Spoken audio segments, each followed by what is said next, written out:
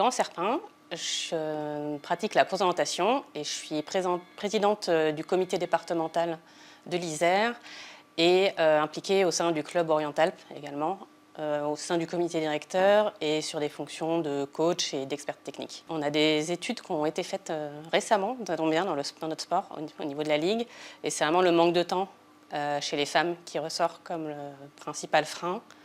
Et ensuite, la légitimité, aussi le manque d'informations sur les missions qui sont à faire. On n'a pas de problème de sexisme dans notre sport globalement. Enfin, une fois que les femmes sont là, globalement ça se passe bien. La problématique, c'est de les faire venir.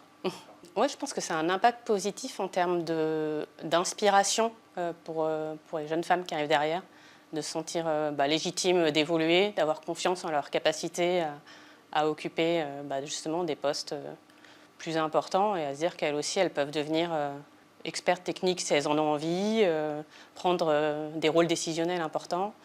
Et je trouve que c'est surtout pour ça que c'est bien qu'on fasse monter les femmes en compétences.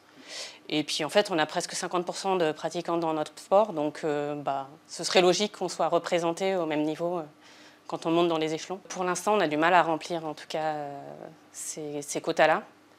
Donc l'efficacité, je pense qu'elle va le voir à terme. Au début, sur les premiers temps, c'est difficile à remplir, mais en même temps, ça nous fait une bonne raison aussi de travailler sur cette féminisation des instances. Je pense qu'il y a de la communication à faire.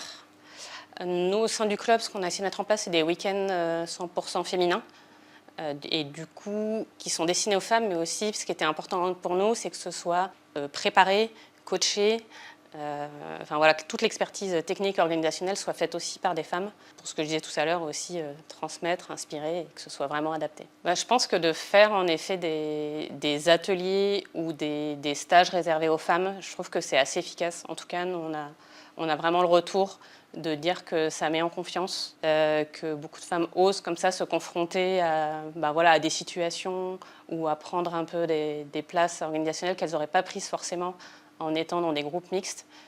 Et c'est vrai que ça a posé débat au sein du club, mais on voit que c'est quand même efficace pour faire évoluer les femmes.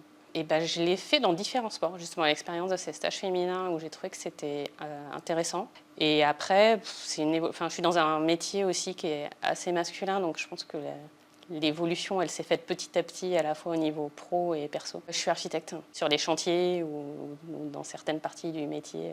Voilà, il faut savoir aussi faire sa place parfois en tant que femme. Je trouve qu'il y a plein de choses très intéressantes qui sont en train de se passer aujourd'hui, à la fois nous dans nos sports et dans des sports qui sont plus médiatisés comme le rugby, le vélo, où on met de plus en plus en valeur le sport féminin, et je trouve que c'est super. Je pense qu'on reconnaît de plus en plus les talents des femmes, en tout cas dans des sports où c'était moins reconnu traditionnellement. J'espère que ça va continuer comme ça.